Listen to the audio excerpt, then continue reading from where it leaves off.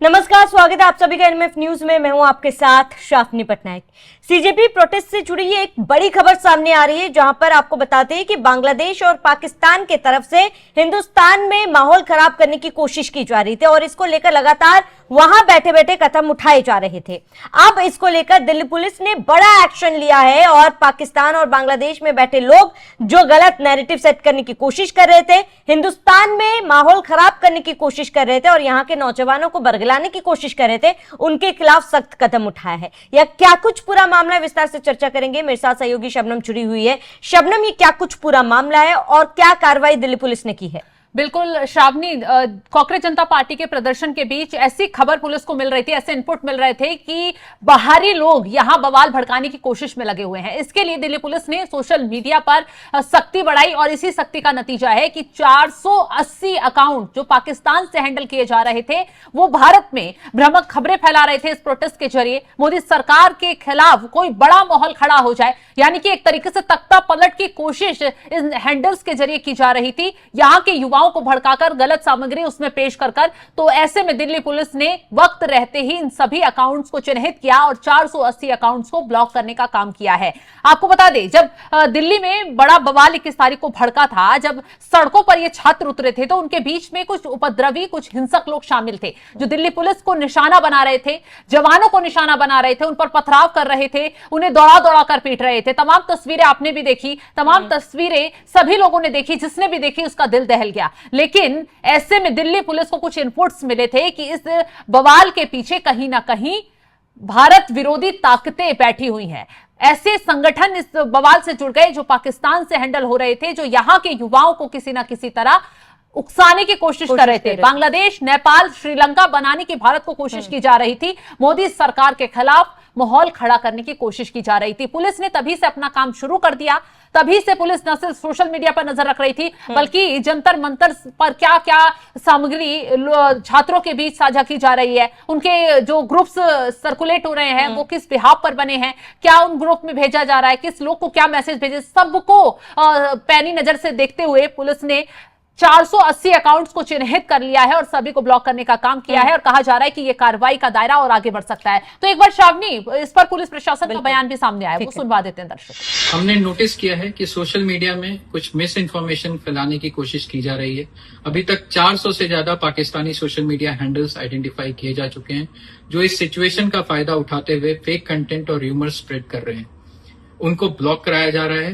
ये वही social media handles हैं जो ऑपरेशन सिंदूर के दौरान भी एक्टिव थे। उनका सिर्फ एक ही मकसद है, लोगों को भड़काना और स्पेशली स्टूडेंट्स का ध्यान भटकाना। मेरी आपसे अपील है कि बच्चों की सेफ्टी के लिए किसी भी फेक पोस्ट, एडिटेड वीडियोस या एनोनिमस हैंडल से किया हुआ कोई भी पोस्ट के भड़कावे में ना आए। किसी भी पोस्ट को शेयर करने से पहले फैक्ट चेक करो, र्यूमर्स को स्प्रेड मत करो और किसी भी एंटी सोशल एलिमेंट्स को अपने इमोशंस का कंट्रोल मत लेने दो। याद रखो कि पीसफुल प्रोटेस्ट करना आपका अधिकार है और दिल्ली पुलिस इस अधिकार का रिस्पेक्ट करती है। जय हिंद। बिल्कुल शबनम, और पुलिस यहाँ पर साफ कह रही है कि इनमें से कुछ अकाउंट्स ऐसे हैं जो ऑपरेशन सिंदूर के दौरान भी सक्रिय थे। ऑपरेशन सिंदूर के दौरान भी एक गलत मैसेज देने की कोशिश की जा रही थी, यहाँ के युवाओं का ब्रेन वॉश भी करने की कोशिश की जा रही थी। ऐसे अकाउंट्स को भी ब्लॉक किया गया है फिलहाल। लेकिन शबनम, आपको लगता है कि केवल ये 480 अकाउंट्स ही है? क्या आपको नहीं लगता कि ये संख्या और ज्यादा, क्योंकि कार्रवाई लगातार जारी, इतने अकाउंट्स को तो ब्लॉक किया गया है और ऐसे इससे ज्यादा भी अकाउंट्स हो सकते हैं जिसको चिन्हित करना बहुत ज्यादा जरूरी हो जाता है, क्योंकि ये केवल सीजेपी प्रोटेस्ट तक मुझे नहीं लगता कि ये सीमित रहेगा। जो बांग्लादेश और पाकिस्तान में बैठे सोकॉल्ड आतंकी है या फिर जो भी उनके आका वहां पर बैठे हुए हैं, केवल सीजेपी प्रोटेस्ट उनका टारगेट हो, ये जरूरी नहीं है। टारगेट पर तो सीधा सीधा भारत के युवा हैं। भारत के युवाओं को भड़काकर ये लोग अपनी साजिश को अंजाम तक पहुंचाना चाहते हैं। बांग्लादेश में कुछ रिपोर्ट्स में ऐसा दावा किया जा रहा है, सोशल मीडिया पर ही वो रिपोर्ट वायरल हो रही है कि बांग्लादेश में कुछ मीटिंग हो रही है। कट्टरपंथी लगातार कोशिश में लगे हुए हैं कि किसी तरह इस प्रोटेस्ट के नाम पर भारत में कुछ ऐसी आग लगा दो कि जो तेजी से ग्रोथ हो रही है भारत की, वो सब रुक जाए, भारत की चारों तरफ बदनामी हो जाए, प्रधानमंत्री मोदी की विदेशों में छवि खराब हो जाए। क्योंकि जिस तरीके से भारत तरक्की कर रहा है वो तमाम लोगों को चुभ रहा है। और इसी उसका एजेंडा है कि देखिए विपक्ष भी सड़कों पर उतरा हुआ है। जेंजी तो खैर उतरे हुए हैं, जेंजियों की आड़ में कुछ ऐसे विरोधी लोग भी आ गए हैं जो लगातार माहौल को भड़का रहे हैं। सिर्फ जंतर मंतर पर ही नहीं, देश के अलग अलग कोनों में कोशिश की जा रही है कि माहौल को खराब किया जा सके। आपने पटना में भी देखा, आपने राजस्थान में भी देखा, लखनऊ में भी देखा। हालांकि उन जगहों पर पुलिस ने सख्ती दिखाई, उन्हें टिकने नहीं दिया, इसलिए वहां शांति तब्दील हो गई। यहां पर भी पूरी शांति तब्दील करने के लिए पुलिस भी एक्शन ले रही है, जवान भी कार्रवाई कर रहे हैं। लेकिन प्रधानमंत्री मोदी की तरफ से, मोदी सरकार की तरफ से ये कहा गया है कि या इस पूरे प्रोटेस्ट में छात्र भी शामिल हैं। तो ऐसा ना हो कि उपद्रवियों पर कार्रवाई की आड़ में उन सब वो चीजें भी पिस जाए।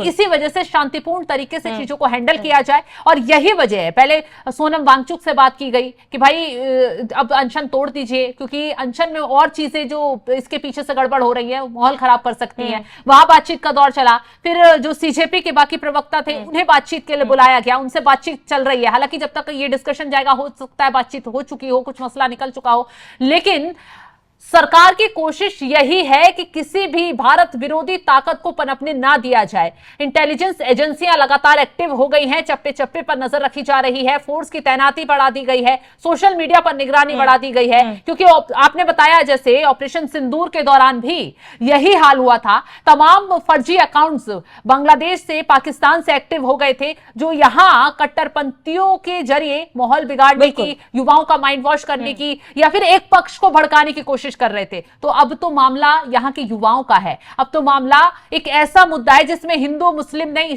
हर पक्ष के लोग शामिल हैं। कुछ विरोध भी कर रहे हैं तो कोई पक्ष में भी खड़े हैं। तो इसी वजह से दिल्ली पुलिस बहुत फूक फूक कर कदम भी रख रही है, और सभी चीजों पर निगरानी भी सख्ती से, कार्रवाई सख्ती से की जा रही है। और इसके साथ ही शबनम, दर्शकों को ये बता दें कि दिल्ली पुलिस ने लोगों से अपील की है कि सुरक्षा को लेकर किसी भी तरीके की गलत और या फिर भ्रामक खबरों पर ध्यान ना दे, उसे शेयर ना करे, पोस्ट को शेयर ना करे, आगे उसको ना बढ़ाए, और इसके साथ ही कोई भी असामाजिक तत्वों को भावनाओं का फायदा उठाने ना दिया जाए, क्योंकि ये लोग हैं जो इमोशनली लोगों को टारगेट करते हैं। आप उनसे बचने की भी अपील की। और साथ ही ये भी कहा गया है कि आप तक अगर कुछ भी मैसेज पहुंचता है या फिर किसी पे डाउट होता है तो तुरंत पुलिस को इसको लेकर सूचना दे। बहरहाल आप सभी को भी जागरूक रहने की बहुत ज्यादा जरूरत है कि जो लोग आपके आसपास है, क्या वो वाकई में अपने हक की लड़ाई लड़ रहे हैं या फिर उनकी मंशा कुछ और है, ये भापना बहुत ज्यादा जरूरी हो जाता है। बहुत बड़ी खबर आ रही है, वो भी इसके साथ साथ बता देते हैं दर्शकों को। मोदी कैबिनेट की अभी एक बड़ी बैठक चल रही है, और उस बैठक में कहा जा रहा है कि पेपर लीक पर संशोधित बिल को मोदी कैबिनेट ने मंजूरी दे दी है। 10 साल जेल और 10 करोड़ जुर्माने का प्रावधान है अगर पेपर लीक में कोई दोषी पाया जाता है, कोई आरोपी पकड़ा जाता है। तो देखिए किस तरीके से मोदी सरकार ने उसकी कमर तोड़ने के लिए इस कैबिनेट में बिल को मंजूरी दे दी है, और सीधे सीधे 10 साल की जेल सोचिए, और उसके साथ साथ 10 करोड़ रुपए के जुर्माने का प्रावधान है। क्राइटेरिया सेट किया गया होगा, कितना, कौन कितने लेवल तक क्या अपराध करता है, शामिल पाया जाता है, कौन इस पूरे मामले को फैलाता है, उसके हिसाब से सजा और जुर्माने का प्रावधान आगे तय किया गया है। तो देखिए, एक तरफ सीजेपी के प्रोटेस्ट को लेकर सख्ती बढ़ती जा रही है, वांगचुक का अनशन तुड़वा दिया गया, सीजेपी के प्रवक्ताओं से बातचीत चल रही है, तो उसी के बीच में प्रधानमंत्री मोदी की तरफ से बहुत बड़ा एक्शन ले लिया गया है। कैबिनेट में बहुत बड़ा फैसला, प्रधानमंत्री मोदी खुद इस कैबिनेट बैठक की अध्यक्षता कर रहे हैं, और उसमें पेपर लीक पर संशोधन बिल इस कैबिनेट में मंजूर हो गया है। बिल्कुल। और इसके साथ ही सीजेपी समर्थक जो है, जो भी स्पोक्स पर्सन से जिनके साथ मिनिस्टर्स की बातचीत हो रही थी, वो भी खत्म हो चुके। लगभग 50 मिनट की ये बैठक हुई है। और शबनम, इसको लेकर क्या जानकारी निकल कर सामने आते हैं, हम वो भी अपने दर्शकों को अपडेट कराएंगे। बहरहाल इस पूरे मुद्दे पर आपका क्या कहना है, क्या राय है, हमें कमेंट कर जरूर बताएं। साथ बने रहे एनएमएफ न्यूज के साथ।